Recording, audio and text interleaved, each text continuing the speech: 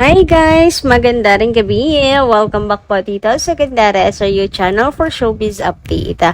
Andito na naman nga po akong muli nagbabalik ang nagmamaganda ninyong kachismos ang Kimpaw. Wala na pong iba si Gandara upang magatid sa inyo ng latest update and fresh happenings patungkol kina Kim Chiu and Paolo Avellino. And para nga po sa gabing ito, so ayan, ang tatalakayin natin at pag-uusapan ay may kinalaman nga dito kina Kim and Paolo. Nako, katutuwa niyo yung update natin dito. Kasi naman, nako, minsan lang magparamdam ang Kimpaw pero grabe, kilig to the bones po. Ang gandara ninyo. Grabe naman nga yan. Anyway, bago po tayo mag-start, sa mga hindi pa nakaka-subscribe dito sa ating channel, pakiclick lang po tayo na subscribe button at notification bell kung nais po ninyo na maging updated at pa-notify tuwing may bago tayong chika at balita hinggil sa Kimpaw. Basta po mga balita na may kinalaman kina Kim Chiu and Paolo Avellino, sagot na natin yan. And bilang pasasalamat ko nga sa mga walang sawang sumusubaybay sa atin pong channel, narito at may ilan po akong komento na napiling basahin ngayong gabing ito sa inyo. So pag-usapan na rin nga natin to. So mula po kay Madam Nenita, ayan, magandarang gabi. Sabi niya, Ma'am Gandara, klaro naman na sila na. Kung walang sila, hindi yan magko-couple outfit. Halos lahat ng bagay. Iisa na ang tent nila. Grabe ang care ni Paolo kay Kim. At yung kiss nila, hindi pang love team. Realistic yan. Nafe-feel namin ang genuine love nilang dalawa. At yung pag-transform ni Paolo sa image niya, yung pagbabago na niya, hindi yan gagawin kung hindi siya in love kay Kim. Nagbago siya dahil sa pag-ibig. Grabe naman yung dahil sa pag-ibig. Parang napaka-powerful ng pag-ibig. Ganon yung dating, Madam Nenita. Hoy, dinadala niyo ako sa fairy tales, ha? Huwag ganon. Hindi na naman ako makakamove on yan hanggang panaginip na naman yan. And yes, bakit nga kaya ganon, Madam Nenita, no? Hindi sa pagiging bias, pero sa just pure observation lang sa Kimpaw. Ayan, hindi dahil lulong kasi masyado tayo kina Kim and Paolo kaya nasasabi natin tong mga bagay na to, pero dahil ito yung realidad, pinapakita na talagang mag-couple silang dalawa. Kasi kahit hindi ka fan nila Kim and Paolo, mapapansin mo na, same shoes same shirt, same pants, same earrings. Ang dami pong same things sila Kim and Paolo. Kagaya na lang nitong shoes na yan, no? Always kaya mag-couple silang dalawa. Then sharing towels, sharing bottles, sharing straw, coffee. Basta, galamang magjowa kasi yun. Diba? Tapos lagi rin silang magkasama.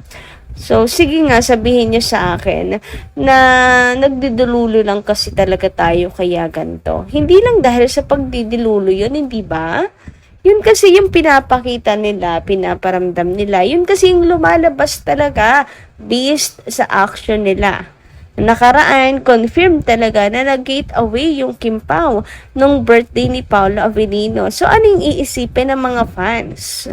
Diba? Pag-amin lang talaga ang kulang. And ako, willing to wait talaga kung kailan po nila gagawin ang pag-amin na yan. Ika nga ni Kim, diba? Kung aamin agad, baka mamaya wala na agad-agad. Parang baka mausog. May manghimasok na masamang nilalang. Charot. Anyway, sabi ni Madam Edita Dungog, magandang gabi. Sorry, ganda pulol na. Shoutout po sa inyo. Hayaan na natin ang panahon na sila mismo ang aamin. Huwag natin pilitin ang magsabi sila Pao at Kim. Magantay lang tayo ng mga fans. Hindi natin sila pangunahan. Ayos! Huwag tayong atat na atat. Huwag naman ganyan. Masaya na tayo. So, totoo naman yan, Madam Edith. Ako rin naman, ganyan din ang aking pananaw. Na enjoy na lang natin bawat araw. Mag-enjoy lang po tayo. So, enjoy naman po even yung pagsusok sa kanilang dalawa. So, baka sa pag-amin nila, biglang maging end of the world na ng mga bashes. Charot. Basta, hayaan po natin ang Panginoon na gumalaw mismo sa kanila ang right timing na bukod sa kanilang dalawa, Diyos ang nakakaalam kung kailan ang tamang panahon para sa kanila. Sabi naman dito ni Madam Ninita again, Ma'am Gandara, matatag ang foundation ng Kim Paulancia. Whole world at almost mayaman pa. Mga business investors. Owner ng malalaking mga companies sa ibang bansa. Sila ang magpo-protect ng Kim Pao. Hindi niyo kaya, mga bashers. Matulog na lang kayo kung inggit na inggit. So, ayun na nga, masyado nilang minamaliit ang Kim Pao fans. Pero sorry na lang, ang Kim Pao fans na yan ay nakapagpa-block screenings ng sandamakmak talaga ng movie ng Kim Pao. Nabuhat ang movie ng Kim Pao without you guys. Without that bashes, without that mga nanghihimasok at nang babash kay Kim. Alam naman natin pinagdaanan ng may love will make you disappear, pero blockbuster pa rin. Samantala, dito naman tayo sa exciting part. Huy! Exciting part talaga. So, alam ko masaya ang puso ninyong lahat. Masaya ngayong gabi dahil kita nyo naman ang dalawang kulot ay nagpakitang muli. Si Stella Marie at si Vincent. Ayan po, ang parehas na kulot na paborito kong kulot ay nagpakitang muli. Grabehan naman nga ang isang Paula Avellino. Nandun pala siya.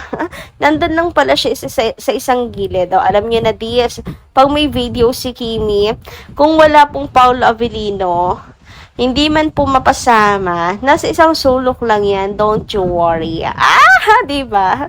Ito ang patunay na nasa tabi-tabi lang si Paula Avellino na nakabantay dyan sa kanyang chinita. Paano ba yan? Paano pa? Makakasingit ang mga shooter niyan.